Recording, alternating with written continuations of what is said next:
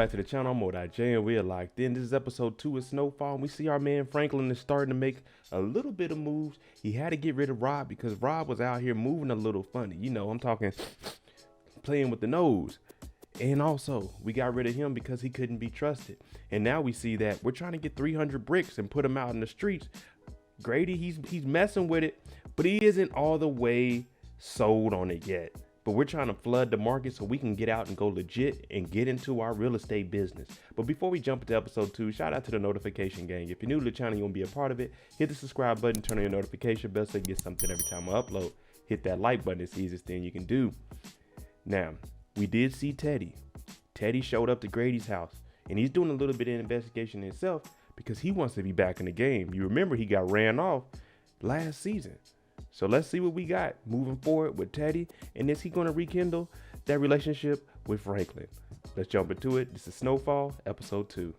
As I was mentioning in the intro, Teddy's trying to get his way back in the game after he's been ran off.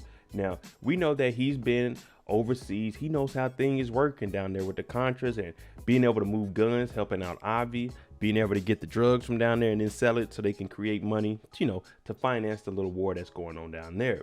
And what he's doing is talking to one of his old bosses and telling them, look, y'all need somebody. You know, I'm not in the agency anymore, but I know the land. I was down there for 3 years. I could help you guys out. You just got to let me get back in and give me an opportunity because I'm more of an asset than a liability to everybody. He begins to ask Teddy, is you being back, you know, on missions, is this the best thing for you? You got a wife and a kid? Teddy's like, yeah, man, I know what I need to do. But that's because Teddy was living a life that you couldn't even imagine. And he was protected and untouchable. So he's like, I know he's going to come to because Teddy knows a lot of information. And it's better to have him with you than against you. So Teddy's like, it's good seeing you. 6 months ago, Friedrichshafen, Germany. This is about 5.5 hours south of where I lived in Germany in Trier. This is on the southern border next to Switzerland. We see Avi in here torturing a German. And we know that Avi is a big, powerful man, international gun smuggler, drug dealer. And Teddy pops up on him and he's like, Avi, leave that Nazi alone. And Avi is saying, nah, I got to handle this. Now, of course, it's business between Avi and Teddy. Avi wants to know about his commission. And Teddy's letting him know, I'm not back in the game quite yet. Because you remember he went on the run once he really was about to get fired. So he left and he's telling Avi, I'm going to handle all that. Just give me a chance to move in. And that's why I said in episode 1, when he went undercover to see what Grady is doing, he's trying to spy and see how his replacement is living. And now you see Teddy going back to his boss asking him, hey, what timeline? You said you're going to bring me in. I might not be on missions, but what are we doing? All the, you know, the Central American countries, Nicaragua, they're talking about everything moving. Teddy has valuable information, so he wants to know how fast he can get back on to at least help out. Of course, he's not going to be an actual agent anymore, but he wants to be able to get that money, you know, reap the benefits. You heard him say, Avi, I'm going to get you your commission. And also, he needs to know what Franklin is doing because Grady's putting these bricks out, but that's supposed to be his money. And this is why we see Teddy going undercover. Now, what he's doing is taking pictures of all of the assets so he can trace where all this money is coming from. Because when you're undercover, they give you money for you to go buy things. But it looks like Grady's been buying a lot of things with extra money on the side. You know what I'm saying? Living a little lavish, a little too large. You remember Teddy, he was low key with his. He was making some money on the side, but he wasn't buying Ferraris. He wasn't buying mansions. That's why in episode 1, we seen when he came and checked the meters, Grady was a little suspicious on why are they working on Sundays. But that's because Teddy's been watching. He's been taking photos. You see, he has a picture of our boy Franklin here at the party that happened yesterday. Grady goes to meet with Franklin. You remember Franklin said, we want 300 bricks a week, but we want them for $9,000 instead of $10,000. So $1,000 off, which would be $300,000 $300,000 a week, 15.2 million a year. And Grady, he's coming to discuss that. Now, he's leading on Franklin saying we can make that happen if you give me the plane. But he's just playing about that. He wants Franklin to take him up in the air for a ride, and that's where they'll discuss actual business. Now, business is going to be business. Grady even says it's going to work it out. We seen at the end of the episode 1, that our man Franklin found out that he's about to be a father. Now, you don't tell everybody this information. And I guess when you have kids, you're not supposed to tell anybody before the first trimester because it's bad luck or something like that. Who believes in superstition? I don't. But he doesn't mention it to Grady. He just says, potentially I could be a father and move forward. Because once you tell somebody that, especially when you're in a dope game, they can leverage that against you to use it to harm you in the future, knowing that, your lady is pregnant. What Teddy does is go back and tells his boss, hey, Grady, yeah, he's doing things all wrong. He has a shell company, meaning he's siphoning money off of the side. The money that's supposed to come back to the agency, he's taking it for himself, and that's where he's laundering through. And also, he's messing with one of the workers, and you're not supposed to do that. You're not supposed to do that. So what Teddy is doing is saying, hey, look, the guy that you got hired, this could all come back on you unless you let me get back in that spot. I know how to hold it down. Franklin gets home. He sees this lady on the ground. Now, she has out a lot of calendars. You got to remember, this is back in the day. It ain't no opening up your phone or anything. So she physically has the calendars out. And we see the baby's expected due date. And they're discussing whether it's a boy or a girl. But she has huge aspirations. We know that she wants to run the business. She wants to do things. They want to go legit. So these two, we're going to see this partnership. Now, there's going to be some strain on it. We know that that's going to happen, especially with Franklin in the dope game. But as of right now, up to episode 2, they're good. Now, she's a little bit iffy on Grady, but that's suspected. That's supposed to come with the territory. Now, Franklin is telling V, you're going to own a piece of this also. Just so she isn't left out, or if anything does happen to him, she will still be in on this deal. Now, do I agree with that?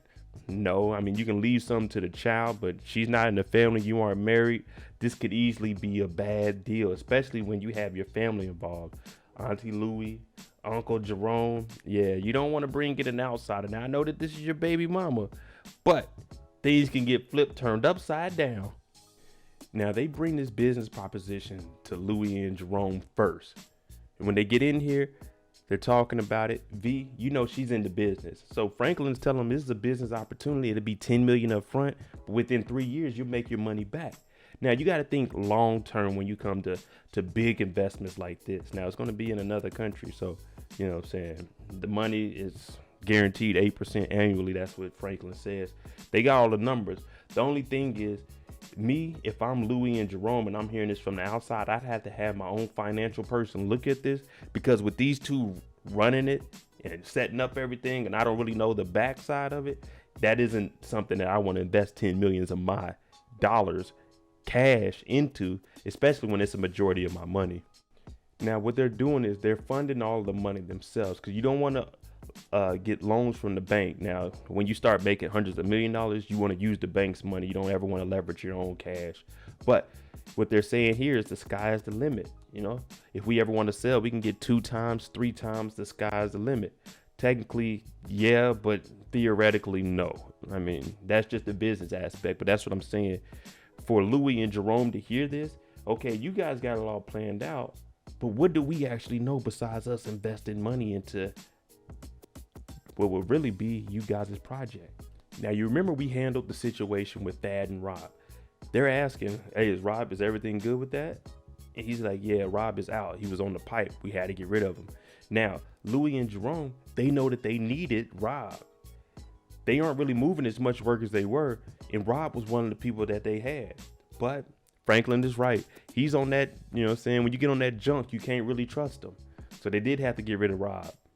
Now, our girl Wanda, she's at work. Talking about what you want, Mo. I'm like, okay, what we got? What you doing right now, Miss Wanda? She gets handed her check and she sees it. She like, oh no, this thing's short. I'm talking about she be on this phone talking dirty to these dudes. I'm talking wild stuff. But she probably got a check that's like $100. She goes in and talks to the boss. He talking about, man, prices done went up. The phone company want 40%. I had to cut some out of y'all check. But if you come and party with me a little bit, he in there hitting the lines. Yeah, if you come party with me a little bit, we can make something happen. So she goes over there all seductively, using the skills that she learned on the phone, sits down and knocks the coke out of his hand and says, I quit this job. Now that Teddy's back in town and he's putting his plan in play so he could take back over where Grady is at, he has to go meet up with his old companion, Mr. Gustavo, who was dropping off the little kids at school. And he's basically talking to them and asking them, how is the organization going? What is Grady doing? Now, Gustavo, his loyalty is to Teddy because Teddy basically saved him. You remember everything that Gustavo had to go through in the first 3 seasons and in season 4 when they started that partnership. So for him to hear Teddy is back, he wants to be in the game. He just has to make sure that Teddy does it right, because Teddy already told him, have an exit plan. Don't trust them. But that's really foreshadowing to make sure, hey, even with me, Gustavo, make sure you have your own plan. That's how close him and Teddy are. You know Avi's working. He's setting out, putting up deals, negotiating, and he bringing some guns to Jam and Jerome and Auntie Louie. Talking about, I got these new things, these Uzis, made by a friend of mine. You know Avi knows everybody when it comes to dealing guns. Talking about this gun could do what, 920, 940 rounds per minute, and it never jams. Jerome like, let me get some of those. Go ahead and pack those up, because you're going to need that muscle on these streets. Before they leave, Avi is saying y'all should stay a little bit longer. Now, he built a good connection with them. Their business is A1. And he mentions that these two are like the modern day Bonnie and Clyde. Jerome's saying, well, that didn't end well. He's saying, well, if you take out that part, that partnership that they had is good. Now, they loaded up a truck full of guns. And Louis wants to know, is he happy? Jerome said, yeah, I'm happy. The sun is shining. I'm rich. I got you in that skirt. So things are good. Now, the Bonnie and Clyde thing, could it come back maybe towards the end of the season? Maybe. But they do have that partnership. We know that at one point, Louis left. They had their little rocky moment in the relationship, but who doesn't? They even had the disagreement when they went out to visit her family in the country. But they're back together, and that's all that matters. Now, Franklin, he's trying to call down to Panama where his mom is at. The reception isn't good. I keep mentioning, you guys have to understand, this is the late 80s, early 90s. It wasn't like what we got now. You got to call the operator, get him to connect. And he's trying to tell her that they're expecting a baby. Now, the mom is hearing it. Cissy's like, a baby? And it's going in and out. Now, he's excited about this. He hasn't seen his mom since she left. So this is something big for him and significant in his life. And you could hear how happy she is about it too. But the phone ends up disconnecting. Franklin goes and visits his best friend Leon. Now, he rented a school bus and he took the kids out to the beach. They start reminiscing about when him, Kev, Leon, they went out there. So Leon, he's actually giving back to the community. Of course, these are his people. This is where he's from. The real reason Franklin came over is he wanted to talk to Leon about that investment. He potentially has, Louis and Jerome in on it, but he wants Leon to be a part of this also. He tells him, I'm not worried about what you do with your money. I just want to make sure you have this money long time. We already seen that Leon wanted to go a different way. That's why he didn't want to go as big as Franklin. He wanted his own crew. He wanted to take care of the PJs. So as of right now, he's declining Franklin's opportunity. And Franklin also tells him that he had to get rid of Rob. Teddy won't rest until he gets his position back. He breaks into Grady's house. And what does he have in his hand? One of the wine bottles. Now, Grady has an expensive taste because he's making a lot of money. But now we need to have this conversation. They have the sit down. Teddy's exposing him to everything that you got. This house, the cars, everything you got in here, you ain't supposed to have. Now, Grady, he's saying, who got the connection with the Colombians? Who knows all of this? Well, Teddy also has information too. And what he's doing is he's giving him an out, saying, hey, you can step down now and leave all of this behind, or it could get ugly for you. But Grady, he's not backing down. He's not going to turn down an opportunity to make all of this money each and every week by doing nothing. So that's why he set the gun down to show Teddy, I'm not backing down from this. Teddy hears the conversation. He says, okay, I respect that. And then he leaves. And what Grady does is, while Teddy is leaving, he says, look, they don't want me to say what I know going on with this. Who knows how to bring the drugs across the border? Me, that's who. So he's basically saying, if I have to leave, I'm going to expose everything. So one reason why they're going to keep me on is because of what I know. Wanda quit her job, so she has to go and talk to Leon. Leon's been looking out for her. He's always been the one there for her, even though Franklin was telling him to get rid of her. Now she needs money. So what she's asking is, hey man, Leon, look, I've been clean for a year. Part of my recovery is admitting that I took drugs, but I need a job. And Leon's looking at him. Look at his face. He's looking like, I don't know if you should be around dope all day, man. You were a junkie at one time. And me, I wouldn't even think twice. It would have just been no across the board. No. If you need some bread, I'll toss you a couple $100. And even after that, after like a week or two, I wouldn't give her any more money. Once a junkie, you can't have her around the dope and think that she's not going to get back on it. Now, she's talking about that was a year ago, and it's got Leon thinking, but that's because he has a soft spot. And I keep telling you guys in all the shows we watch, when it comes to being in the dope game, that heart that you got, you need to take it out, because the people that are going against you, the people on the block, they ain't got no heart. You seen when he just walked past the little boy that they smashed his foot in and how he was looking at him. Like, that kid, you got to get him up out of there, because that anger is going to be built up. That heart that he has is going to make him want to get some get back one day. Back at Grady's house, it's a long day. He just had Teddy break into his spot. How do you end the night? With a nice glass of wine. Well, you remember when they first showed Teddy in the house and he had that bottle of wine? He poisoned it. Now look at Grady throwing up on the floor. And Teddy's telling him, you had an opportunity to leave. All you had to do is just pack up and get out of here. But instead, you went against us. And ultimately, that wine is what brought Grady down. Now, Teddy is in the position to win again. Let me go get reacquainted with my man Franklin. When he gets over there, Franklin is surprised to see him, knowing that Teddy has been gone for so long.